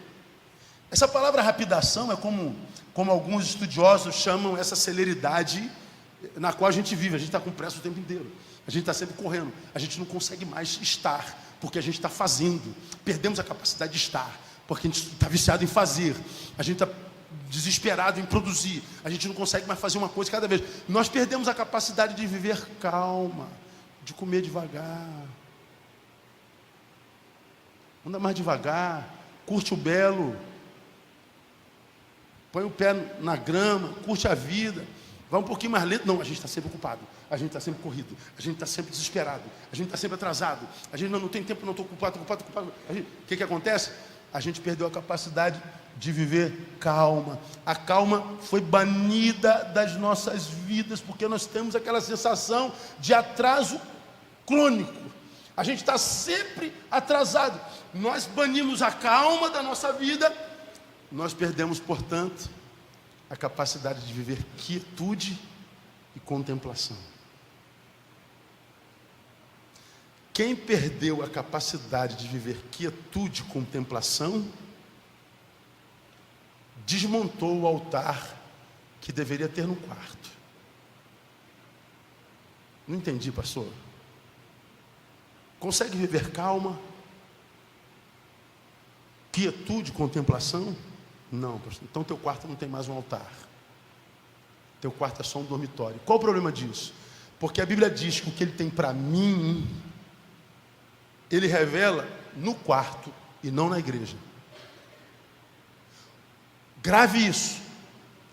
O que Deus tem para o corpo, Ele revela na igreja, na congregação. O que ele tem para o membro do corpo é no quarto, em secreto. E em secreto ele nos abençoa. O que ele tem para a PIB de Trindade? Ele revela aqui. O que ele tem para você, sujeito, indivíduo, que faz parte do corpo da PIB de Trindade? O que ele tem para você, ele reserva para você, no teu quarto. Quando você, individualmente, em secreto, busca, ele em secreto te abençoa. A geração que não consegue viver calma, quietude, contemplação, não tem mais altar no quarto, não ora no quarto. Nós não oramos mais no quarto. Nós não temos mais lugar de encontro subjetivo com Deus. Portanto, nós não conhecemos a Deus, temos informações a respeito dele. Porque Deus só se revela na quietude. Está lá no Velho Testamento. Aquietai-vos e sabei que eu sou Deus. Só se sabe Deus na quietude. Não se sabe Deus em movimentos, em ajuntamentos. Eu posso ter informações sobre ele, eu posso virar teólogo, posso virar doutor em teologia sistemática. Mas mesmo que eu tenha toda a informação de Deus, não significa dizer que eu conheço. Eu posso saber tudo a respeito de uma pessoa sem conhecê-la. Conhecer outra coisa. Saber, irmão, é olhar para esse buraquinho aqui, ó, e saber que há poder nele, há ou não há?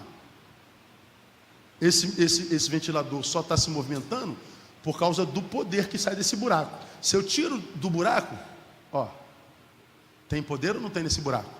Tem, todo mundo sabe disso, não é? Saber que há poder no buraco é uma coisa, botar a mão no buraco e tomar um choque é outra coisa. É diferente ou não é? Você pode chamar um engenheiro elétrico, ele vai dar uma aula sobre eletricidade. Ele vai falar umas coisas que você nunca ouviu falar. Ele vai escrever um livro de 100 páginas sobre eletricidade. Caraca, esse cara conhece mesmo eletricidade. Já ganhou um choque, doutor? Nunca ganhou, ele não sabe o que é aquilo lá. Agora você não sabe nada de eletricidade, não sabe escrever uma linha sobre eletricidade. Explique, eu não consigo explicar, mas eu sei o que é, eu conheço. Tem gente que conhece a Deus e não sabe dizer nada sobre Ele. Tem gente que diz tudo sobre Ele e não o conhece. Dá para entender, não? Sou motociclista desde moleque. Tem algumas marcas aqui, ó, na perna. Daquela encostadinha que dá no escapamento. Quem é motociclista sabe, né? É só um milésimo de segundo. Putz, pegou, esqueci. Caramba, já era. Não adianta. Vai ter uma bolha daqui a pouquinho. Logo mais ela estoura. Um dia ou dois ela descasca e fica a marquinha branca. Tem jeito. Então eu trago no meu corpo as marcas do escapamento da moto. Aí chega um cara e fala assim: não, pastor, isso aí é emocional. Ah, vai te catar, meu irmão.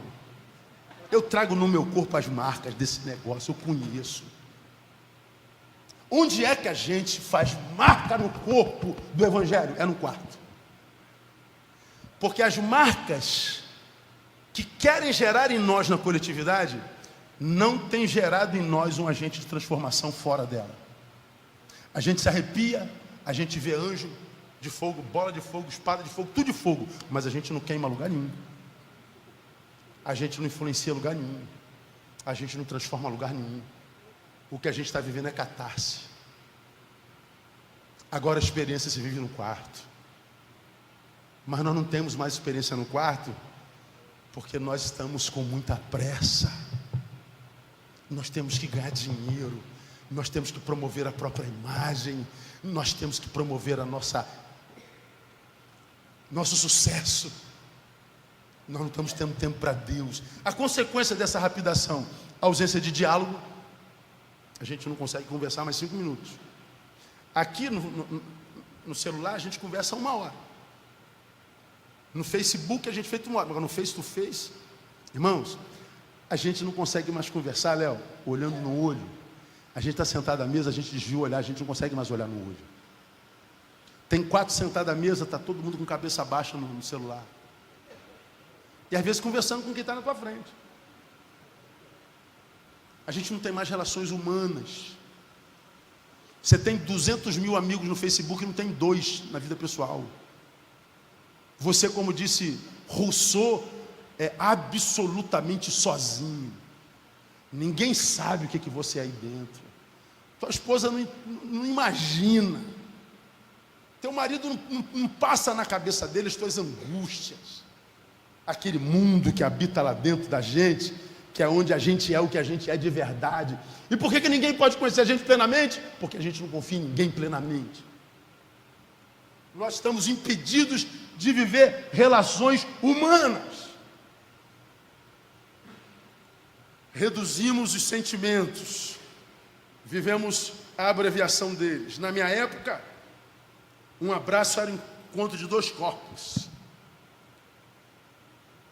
Vamos dar um abraço aqui. Puf. Agora, um abraço, irmão. Um abraço, irmão. Um abraço, hein? O beijo era o encontro da boca com alguma parte do corpo. Hoje é beijo, negão.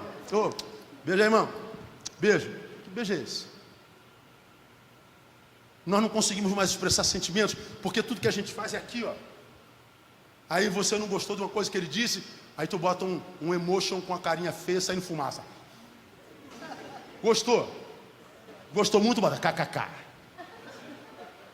A gente reduziu tudo. Nós expressamos sentimentos através de máquina. Nós estamos nos maquinificando, portanto, nos tornando incompetentes de lidar com os próprios sentimentos. Nós estamos nos desumanizando. Aí o que acontece, irmão? Acontece essas perversidades que nós estamos vendo, por exemplo, com crianças com 11 anos se suicidando. A segunda causa morte entre jovens entre 15 e 19 anos é suicídio. Pense você, meu irmão, com 13 anos, com 12 anos, o que você estava fazendo? Você que está com 40. A gente estava na rua, choveu, a gente corria para a rua, em São Gonçalo, para mergulhar na lama, jogar futebol. Chegava da escola, mãe, estou indo para a rua. E a mãe estava, cuidado, hein? Não se preocupava porque a rua não era uma ameaça. As crianças podem ir para a rua hoje? Não podem. As crianças conhecem banho de chuva?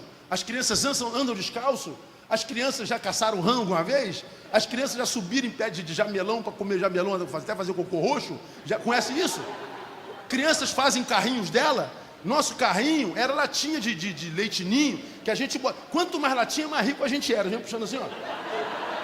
É verdade ou não é? A gente fazia nosso brinquedo. Nosso dinheiro era maço de cigarro. Brincava de bafo, licença cascudo, sangue de Jesus sem poder. Pique lateiro, pique-tá. A gente brincava. A gente, porque vivia na rua, na lama, cada um pode procurar aí, o adolescente que está aqui, criança, procura aqui, ó, nessa região do pé do teu pai, se não tem marca de pereba. Dava uma bicheira na gente, lembra disso? Não sarava nunca. A gente ia na benzedeira que tinha na rua, e ela benzia e curava, mano. Como é que é isso? Eu não sei, mas curava. A mãe não podia saber, porque a gente apanhava, porque a gente era crente. Mas toda a rua tinha benzedeira. Nosso filho tinha soluço. O que a gente fazia? Jornal na testa. Passava. Jogava futebol, dava dor aqui no lado. O que a gente botava? Vassourinha. Passava dor ou não passava? Passava dor. Nós trazemos no nosso corpo a marca das nossas... Todo mundo tem ponto no queixo, joelho ralado, um ralamento aqui porque caiu não sei de onde, quebrou braço, e quebrar braço era uma onda, todo mundo escrevia. Todo mundo traz no seu corpo a marca da sua infância. As crianças hoje não têm infância, porque elas estão aqui, ó. Está com 6 meses, chorou, bota um videozinho da Pepa. Ela para. Nossas crianças não têm cicatrizes. Nossas crianças estão na internet. Nossas crianças estão dentro do quarto, sozinha.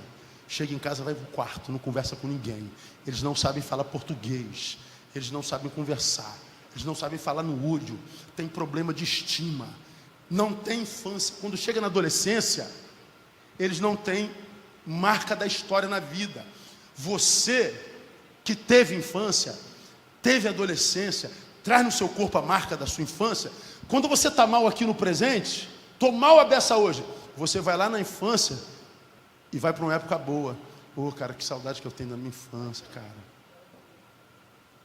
Poxa, tempo bom. Ó, tu está mal a beça no presente, tem um passado para se refugiar.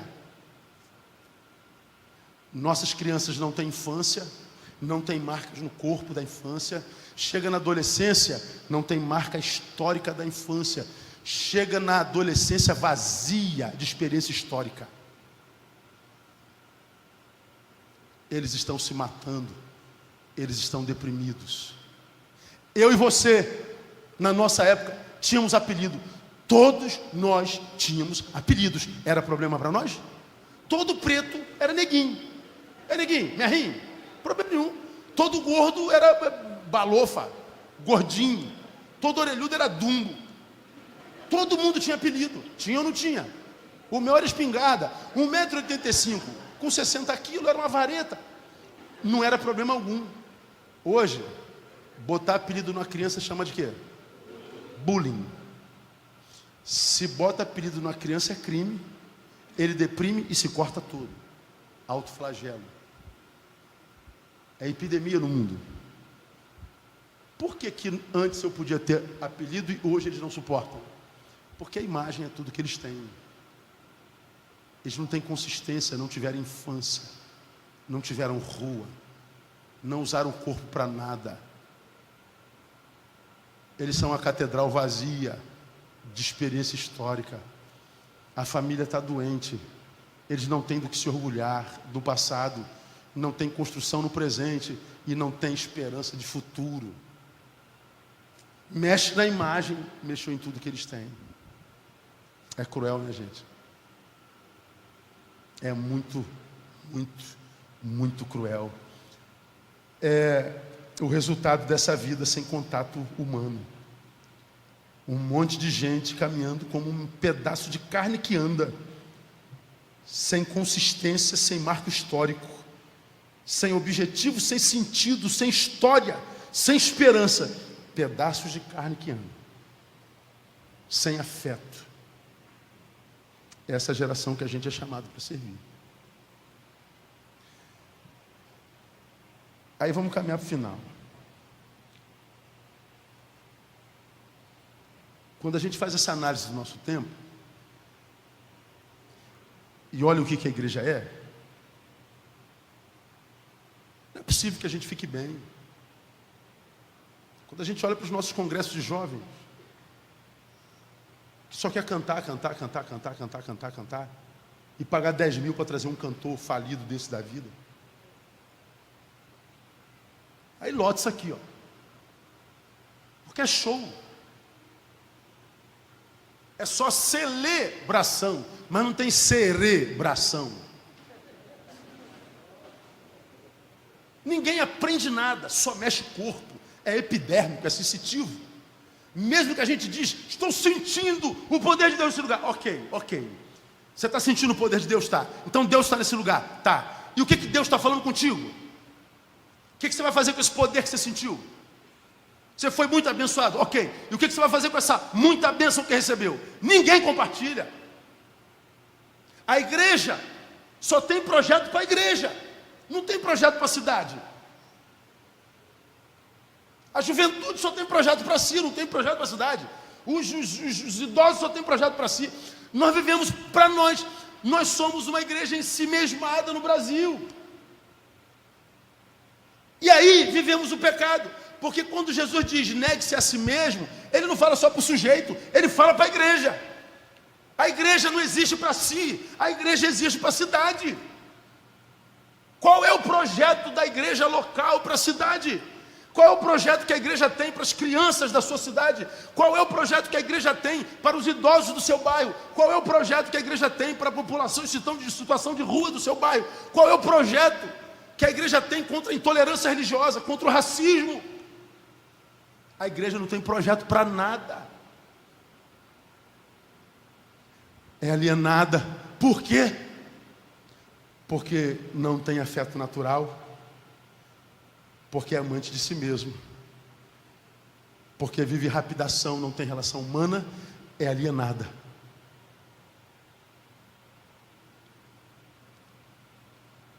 O interessante quando a gente fala de alienação é a definição que a psicologia dá de alienação, gente. Mexe comigo.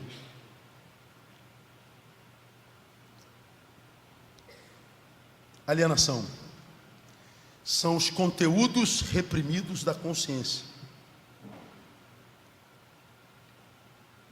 O que é alienação? Psicologia é conteúdo reprimido da consciência.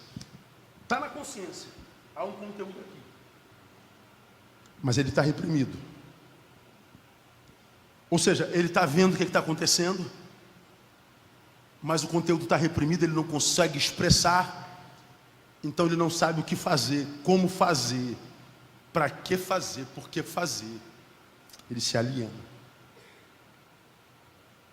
Você não está vendo o que está acontecendo? Aí estou. Faça alguma coisa. Você não viu? Vi, então haja. Em si mesmada. Porque os conteúdos estão reprimidos, nos torna alienados. Alienação não é só isso.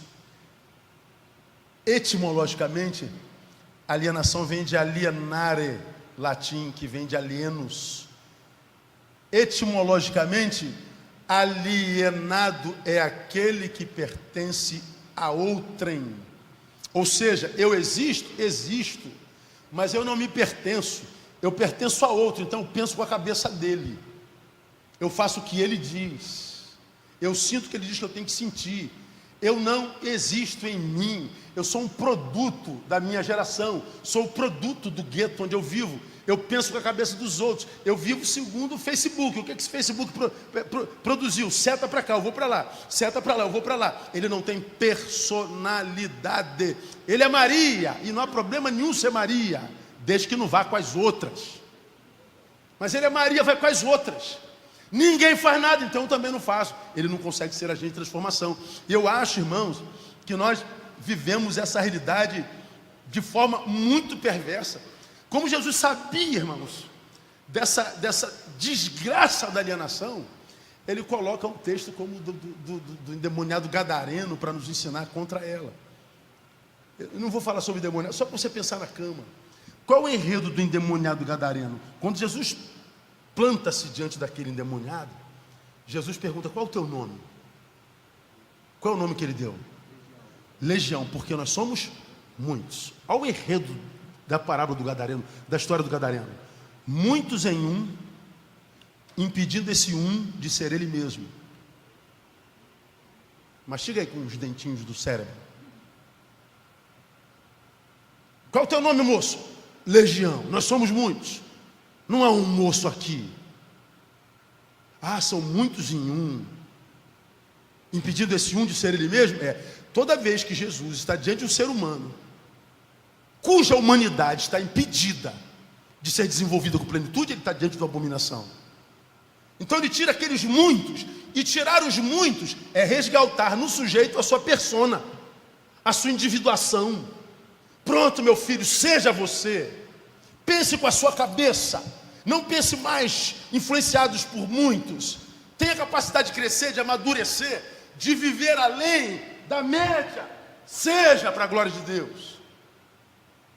Se nós não fazemos isso, pensamos com a cabeça do Facebook, com a cabeça do Instagram, com a cabeça dos fanáticos religiosos, com a cabeça dos ateus, com a cabeça...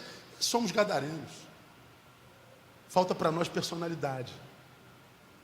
Bom, a análise do nosso tempo está aí, vocês fazem o que quiserem com ela. Agora eu faço proposta de duas coisas para a igreja. O quadro é aterrorizante, né? Aterrador, preocupante. Diante desse quadro, o que a gente precisa fazer como igreja, gente? Duas coisas, simples, eu termino. Primeiro, eu proponho um retorno às nossas origens. E eu não estou falando de denominação, instituição, não é nada disso. Esse retorno seria um retorno muito próximo. Estou falando das origens, eu estou falando do Éden.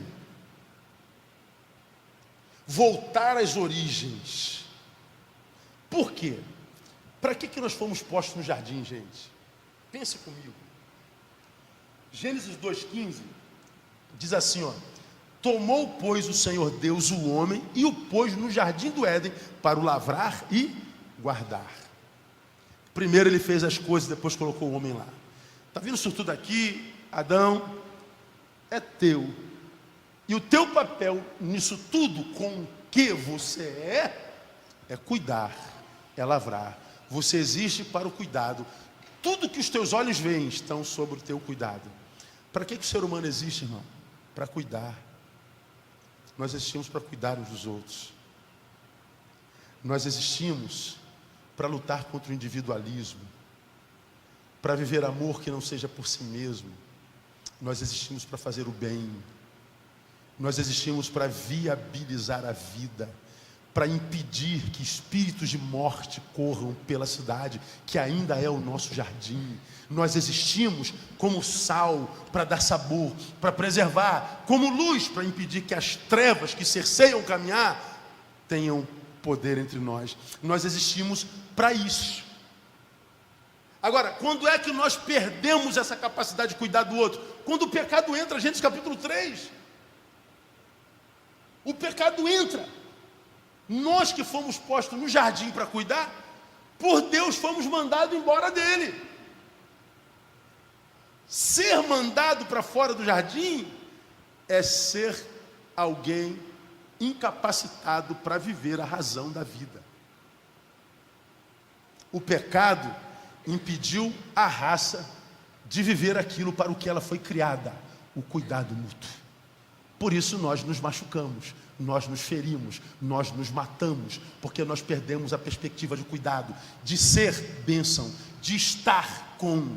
Hoje a gente é para a gente e a gente não consegue ser com mais ninguém, porque a gente está fazendo aleatoriamente. Quando Jesus vem e restaura a gente e nos livra do pecado, o que ele fez? Ele nos devolve a capacidade perdida no Éden. O que Adão perdeu pelo pecado, o homem recebeu em Jesus de Nazaré. Qual é a missão da igreja de Jesus? Restaurar essa perspectiva de cuidado. A igreja não existe só para cantar música para Deus e para adorá-lo. A igreja existe para servir o nosso próximo.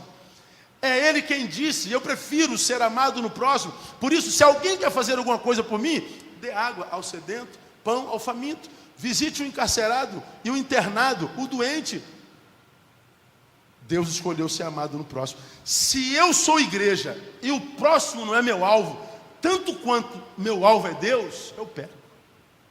Cresço em número, mas não cresço em influência. Eu estava em Brasília, uma revista me pede uma entrevista. Entre as perguntas da entrevista veio essa: pastor, o senhor acha que a condição econômica do país afetou muito as nossas igrejas? Nossas igrejas estão sofrendo por causa dessa questão econômica, né? Porque na cabeça dela, porque o Brasil está como está, a igreja está como está. Eu falei: não, meu irmão, não acredito nisso não. Eu não acredito que o Brasil influenciou na igreja.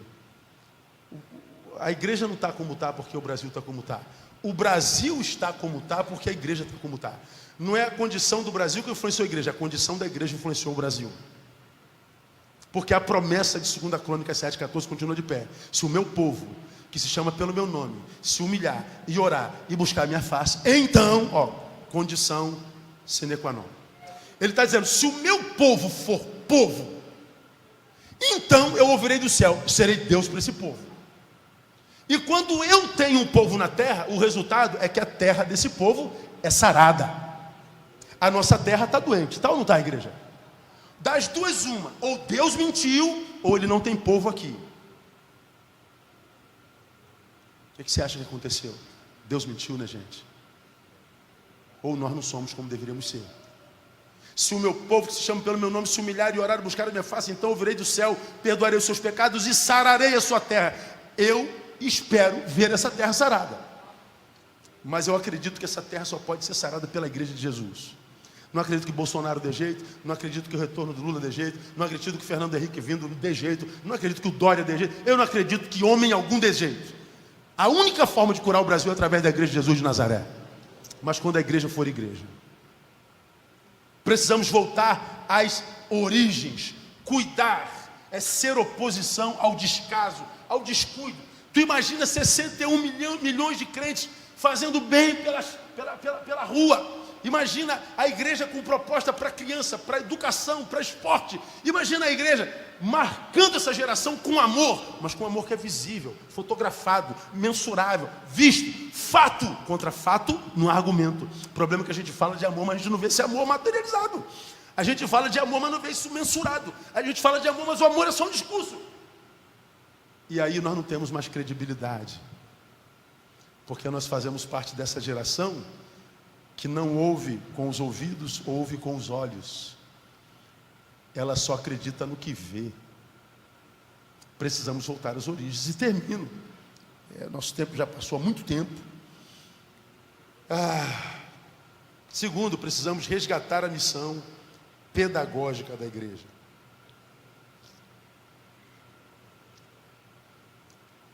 Pedagógica? É pedagógica, pastor. O que é resgatar a visão pedagógica da igreja? Resumindo, é fazer uma releitura de: o meu povo está sendo destruído porque ele falta o quê? Conhecimento. É meu povo? É. Mas está destruído? Tá. Por quê? Falta unção? Não, unção tem aí direto. Eu tenho visto muito poder de Deus sendo manifesto por aí. Falta de glória? Não, glória, eu estou vendo muita glória de Deus sendo manifestada. Fogo, vejo muito fogo de Deus. Então há poder, unção e glória. Mas há sabedoria para usar isso? Não, então está sendo destruído. O meu povo é destruído porque lhe falta conhecimento. Porque poder sem conhecimento é inútil. Ele só gera morte. É você ver um garotinho de 10 anos achar um fuzil 762 na rua, com a trava aberta. Dá um fuzil de 12, de 762 para uma criança de 12 anos, ela vai apertar aquele gatilho, aquele poder todo na mão errada gera morte. Ela não sabe usar aquilo. Nós somos uma igreja que se reúne muito, que canta muito, que tem muito jargão evangélico, que fala muito de poder, de glória, de unção, mas uma igreja que não tem muito conhecimento. Porque nós não temos tempo para estar, nós não formamos discípulos como deveriam ser formados. Nós formamos discípulos no final de semana. Nós formamos discípulos porque estamos desesperados para crescer em número.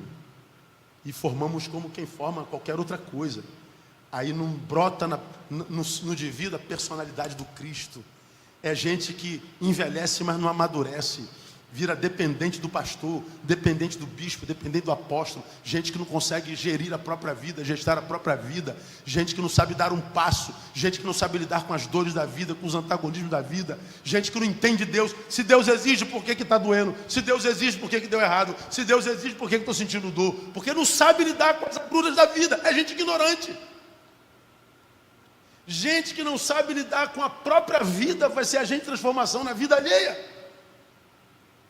Então nós precisamos fazer uma releitura desse: o meu povo está sendo destruído porque ele falta conhecimento. Agora o triste, terminei aqui, é que destruição na Bíblia não é morte. Destruição é ausência de influência. Uma igreja não morre quando para de se reunir, ela morre quando para de influenciar. Portanto, eu posso estar me reunindo todo dia, com templos cheios. E a pergunta que o pai faz é: qual é a tua influência na tua cidade, no teu bairro? Quando você tinha 30 membros, a tua influência era 0. Agora tem quantos membros? 2.000. Tua influência continua 0. Você continua reprovada e morta. E o problema é que Deus não é Deus de mortos.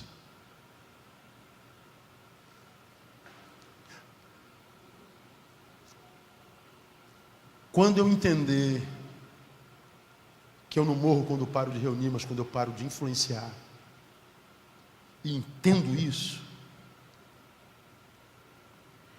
eu só posso entender isso e cair de joelho. Porque eu vou olhar para 60 mil mortos e vou falar: o culpado sou eu. Eu vou olhar para essas crianças todas que estão sendo estupradas e vou dizer: o culpado sou eu. Vou dizer para esses 13 milhões de desempregados: o culpado sou eu. O Brasil está assim por minha causa. Eu vou parar de jogar pedra no Lula, Vou parar de jogar pedra no ateu, vou parar de jogar pedra no macumbeiro, eu vou parar de jogar pedra no diabo. É o diabo que está fazendo isso. O problema do Brasil é a presença do diabo. Não, o problema do Brasil é a nossa ausência. É a nossa ausência. Se tiver sal lá, irmão, a carne não apodrece, não. Se tiver sal lá, a vida não perde sabor, não. Você pode tirar qualquer tempero da sua comida. Se tiver sal, você come bem. Você pode jogar qualquer tempero na tua comida. Se tirar o sal, você não come. O sal é que é importante. Você pode apagar a luz de toda São Gonçalo. Pega um campo de 10 quilômetros, livre de prédios. Apaga tudo. Se você botar uma vela a 10 quilômetros de distância, você vai enxergar aquela vela, porque não dá para esconder luz. Você pode ter um universo de escuridão. Se tiver uma vela acesa, a vela aparece, onde ela estiver, ela ilumina. Por que nós estamos vivendo esse tempo trevoso, onde a vida perdeu sabor, onde ninguém confia em mais ninguém, onde ninguém tem mais esperança de nada? Falta sal, falta luz.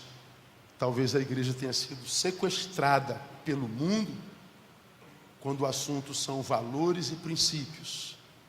Precisamos voltar para o Éden, cuidar, lavrar e guardar, para que a gente seja relevante nessa geração sem afeição natural. Que Deus tenha misericórdia de nós, que Deus nos ajude. Deus abençoe.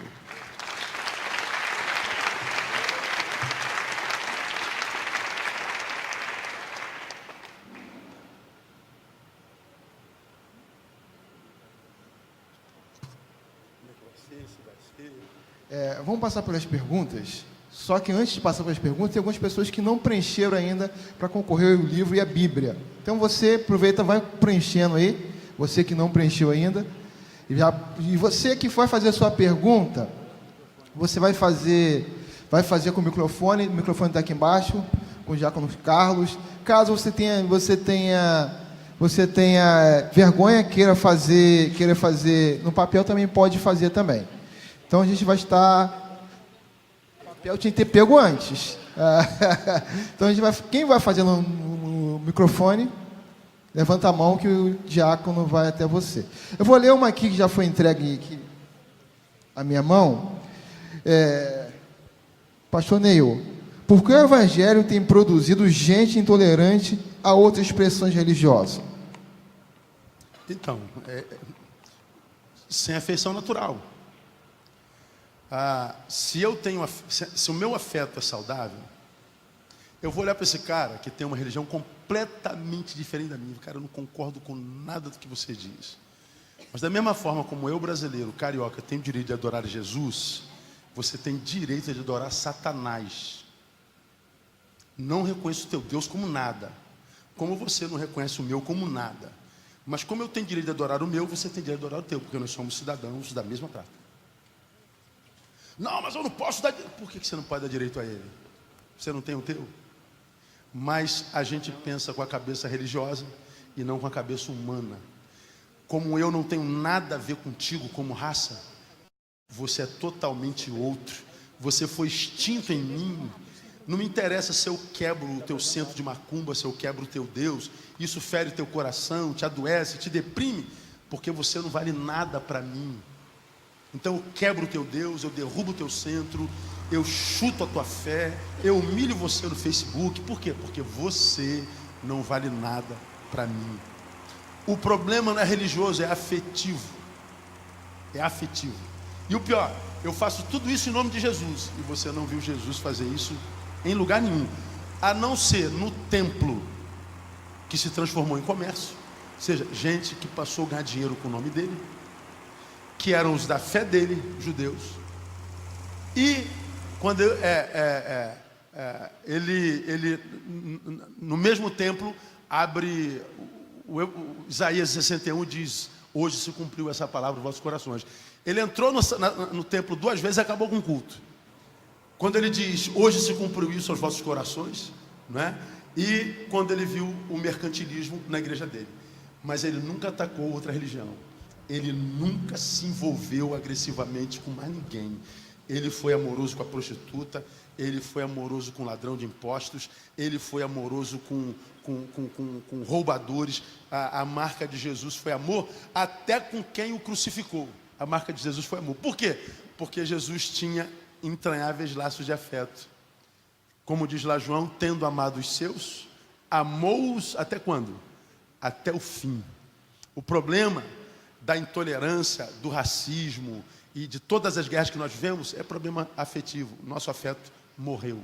Esse é o problema. Não sei se vocês acompanharam essa semana, todos os jornais publicaram, uma igreja evangélica de Ipanema doou 11 mil para reconstruir o centro de uma senhora que foi derrubado lá no Morro Tal. Acompanharam isso? A repercussão foi mundial. Caramba, evangélicos ajudaram a construir o centro da dona. Mas isso é um absurdo, um tempo que vai adorar Satanás. Mas a dona está feliz, a beça. Eu conheço uma igreja lá na Zona Oeste, que o centro dela pegou fogo. E ela morava nesse centro. Aí a igreja lá daquele bairro, que já construiu um monte de casas naquela comunidade, o pastor daquela igreja foi lá em cima e viu a questão da velhinha, que não tem filho, não tem marido, não tem nada, sozinha. Estava morando de favor na casa do vizinho, que era mais pobre do que ela. O que esse pastor fez? Esse pastor mandou construir a casinha dela e fez a casinha do centro dela lá atrás. E o pastor disse para ela, não precisa contar para ninguém, está aí, por amor a gente constrói a sua casinha, seu barraquinho está ali atrás, a senhora faz como a senhora quiser. Aquela mulher ficou tão impactada com o amor da igreja daquele pastor, que ela se converteu. Ela não voltou mais a adorar aquele Deus que ela adorava, e o quartinho que era do santo virou o quartinho de hóspede. Ou seja, o pastor construiu o barraquinho dela e não disse, só vou construir se eu for para a minha igreja. Não, a gente constrói porque a gente ama a senhora. Jesus Cristo abençoe a senhora. Ela ficou tão impactada que ela se converteu a Jesus. Ela é membro da igreja hoje. Uma igreja evangélica. Porque amor no evangelho não é sentimento, é atitude. Se fosse sentimento, Jesus não mandaria que nós amássemos os nossos inimigos. Eu não amo meus inimigos, eu não gosto dos meus inimigos. Mas porque nós somos de Jesus, nós podemos amar gente de quem a gente não gosta. Porque amor no evangelho é uma atitude, não é um sentimento. Por que eu não gosto de você? Você me negou água quando eu mais precisei. Agora quem está precisando é você.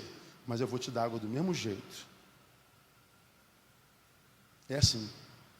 O problema é afetivo. Alguém quer fazer pergunta para o microfone? Tem alguém? Carlos. Aqui.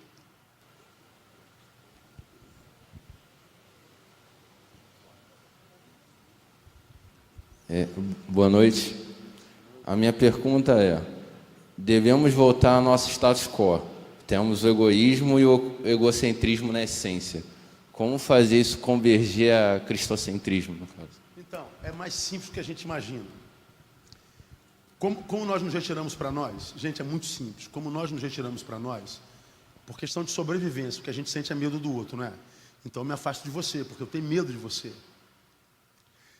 Como que a gente vence isso? Primeiro, restaurando a nossa visão. A nossa visão é a visão do todo. Eu tenho medo de você, mas eu e você fazemos parte da mesma raça. Então eu nunca posso sucumbir ao... Como é que é a palavra? Fugiu a palavra aqui. Ninguém presta. Isso é generalismo. Obrigado aí para quem. Nós não podemos ser generalistas. Todo mundo é safado. Não. Você vai lá na Câmara Municipal, até lá tem gente que presta. Você pode ir numa zona de meretrício. Você vai ver lá a mulher que é da vida e que é mau caráter, desculpa a palavra, é vagabunda mesmo, mas você vai ver que tem gente lá que não ama nada daquilo, tem um filho para cá e está ali porque não tem o que fazer. É gente honesta e que cada vez que tocam no corpo dela é um estupro. É uma decapitação, é um arrancar do seu corpo. mas ela tem uma criança que está dependendo dela. Se ela tiver uma oportunidade, ela sai dali. As duas estão na mesma cama, mas as duas são completamente diferentes. É como você pegar a foto do Martin Luther King, há uma foto dele na década de 60, que ele está preso entre as grades, porque ele promoveu a sua fé, e ele está assim olhando e tem uma foto dele, e tem uma foto igualzinha que Fernandinho Beiramar tirou, fazendo alusão a ele, numa outra cadeia. Fernandinho Beiramar, Martin Luther King, na mesma prisão. São iguais por causa disso? Não. O motivo que os levou para lá é completamente diferente. Quando eu olho para a minha raça e vejo que quase todos se corromperam, e eu digo todos se corromperam, eu me englobo. Se eu me englobo, nós somos todos iguais. Se existe a possibilidade de mudar, tem que começar em mim. Agora, se eu olho para a minha geração e digo, não, ainda tem um que não se dobrou a Baal, tem outro que não se dobrou a Baal. Olha, tem 7 mil que não se dobraram a Baal. O problema é que nós somos 7 bilhões de habitantes. Para achar 7 mil em 7 bilhões, é como uma agulha no palheiro, porque eles estão muito distantes uns dos outros. Mas lembra, se tiver 50 na cidade, ele não destrói a cidade. Lembra de Gomorra? Se tiver 10, ele não destrói. O problema é quando não há ninguém. Bom, sempre há alguém, porque Jesus já morreu na cruz do Calvário e ele tem salvo gente há muito tempo.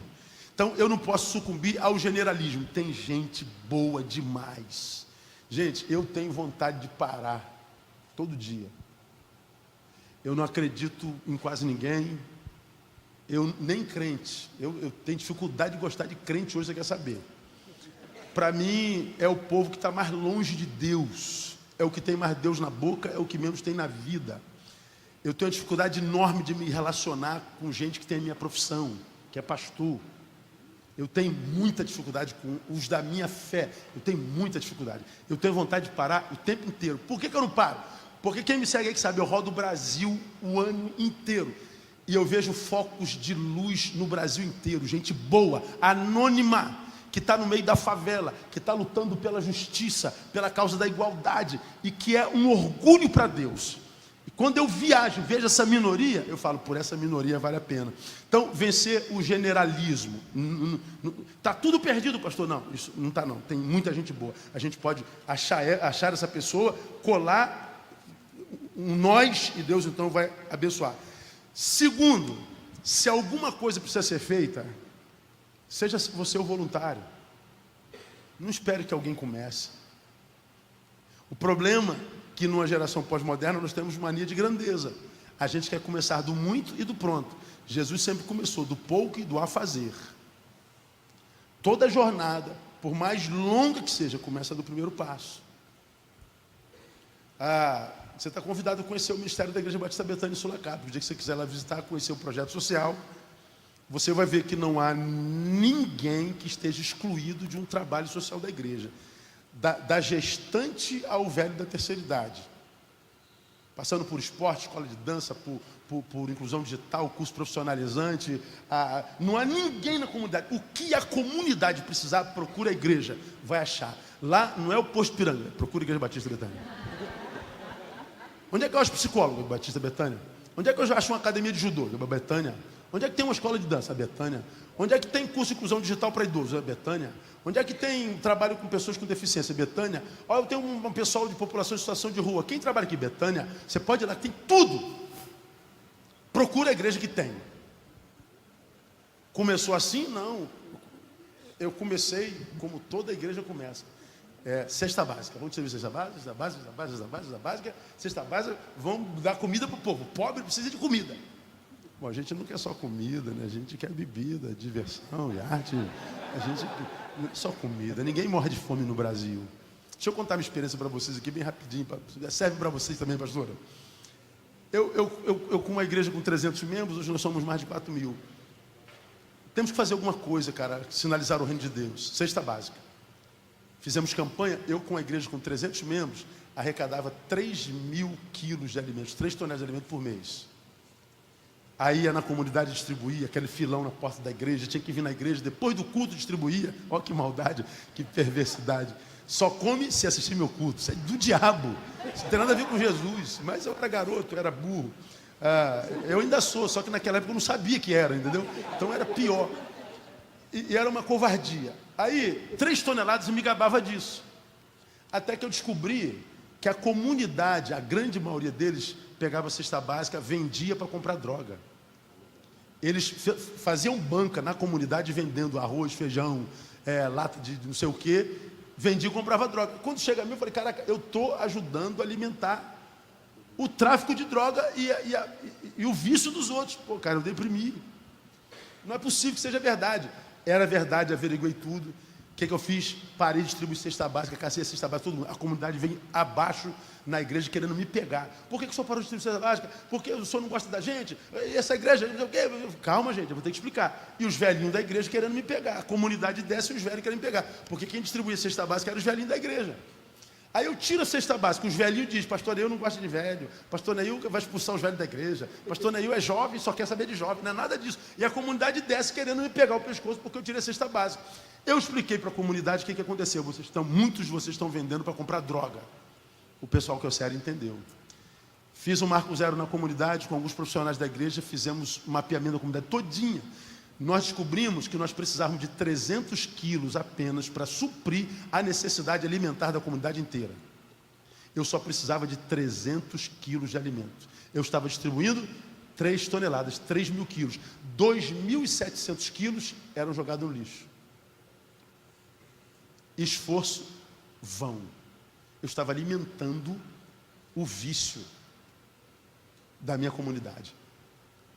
Depois que eu fiz o Marco Zero, ou seja, eu fiz uma análise dos bairros onde a minha igreja foi plantada, eu soube quantas crianças tinha naquele bairro, eu soube quantas viúvas eu tinha naquele bairro, eu soube quantos idosos eu tinha naquele bairro, eu sei quantos deficientes físicos e qual deficiência nós temos naquele bairro. Nós sabemos qual é a maior deficiência daquele bairro, se é esporte, se é curso profissionalizante, se é escola, se é transtorno de déficit de atenção, se é problema familiar. A gente sabe exatamente quais as perguntas que o bairro está fazendo. E a igreja só responde aquilo que o bairro pergunta. Ou seja, a gente não dá um tiro perdido mais. Nada. Apareceu necessidade, somos a resposta. A gente não gasta um centavo perdido. A gente não gasta um minuto perdido. Porque a gente tem o bairro na nossa mão. A gente sabe o que eles estão perguntando. Nós não somos um corpo estranho dentro daquele bairro.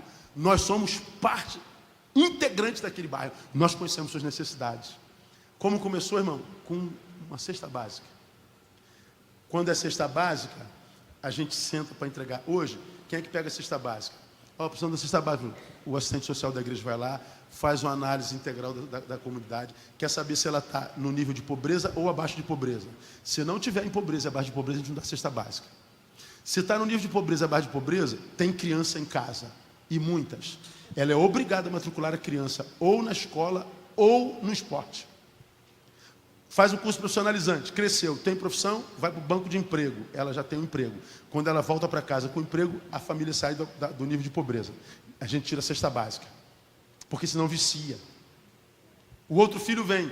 A gente dá o tiro certo. Começou como? Com uma cesta básica. Agora, como que a gente dá o tiro certo? Relacionamento, brother. A igreja vive o ID. Não é a comunidade que vem à igreja, é a igreja que vai à comunidade. Não são eles que têm que vir a mim. Nós é que temos que ir a eles. Preciso saber que tem uma igreja aqui, não só porque atrapalha o trânsito, porque é muito carro, não só por causa do barulho, porque o som é alto, mas porque é uma igreja que ama e que quer servi-los. O que o senhor quer em troca? Eu não quero nada, eu só quero te ver bem. É esse amor, sem segundas intenções, que se traduz na melhor mensagem que uma igreja pode pregar. Pô, por que esse cara está me abençoando, meu? Porque a gente não acredita mais na bondade dos homens. Se você for para casa agora com o teu carro, teu pneu furar lá naquela rua escura, parar um carro para trocar teu pneu, tu já vai tremer na base. Por que está me ajudando a trocar pneu? Por quê? O que vem depois? A gente não acredita na bondade humana. Quando a igreja faz o bem sem segundas intenções, pregamos o evangelho mais puro, a gente alcança os corações. Então reúne aqui, um grupo de dentistas, um grupo de assistentes sociais, um grupo de médicos, bota aí, atende uma pessoa por semana, ouve essa gente, contacta com essa gente, ou seja, saia de si, vença o ensimesmamento. Qual é a tua profissão? Qual é a tua paixão? O que pulsa? Proponha um projeto, apresenta para o pastor, apresenta para o líder da juventude, saia de si, viva um mundo que é maior do que o seu próprio umbigo, e você vai ver que a vida só encontra sentido quando a gente ajuda a dar sentido à vida de alguém. Quem não ajuda a dar sentido à vida de alguém, perde o sentido para a vida. Quem vive para si mesmo, perdeu o direito de viver. Porque não tem em si o suficiente para fazer valer a pena a vida. A vida só encontra sabor no encontro. Então, meu irmão, começar o primeiro passo. O que tem na cabeça? O que teu coração pulsa? Olha para a tua comunidade. Faça uma análise você mesmo. Vença a estagnação aí nessa. Você vai ver que à medida que eu ando, Deus vem junto. Porque Ele é o Deus do movimento. Quando Ele vem junto, Ele vai me engravidando de ideias. Ele vai me engravidando de projetos. Agora, Deus não é Deus da igreja inerte. Do crente inerte, do crente que não marcha, do crente que só é um espelho. Tem que caminhar. Caminha pela fé. Na fé é assim, né? A gente dá o primeiro passo, depois Ele bota o caminho. Aí você vai saber para onde vai. Vencer o ensimesmamento. Ok?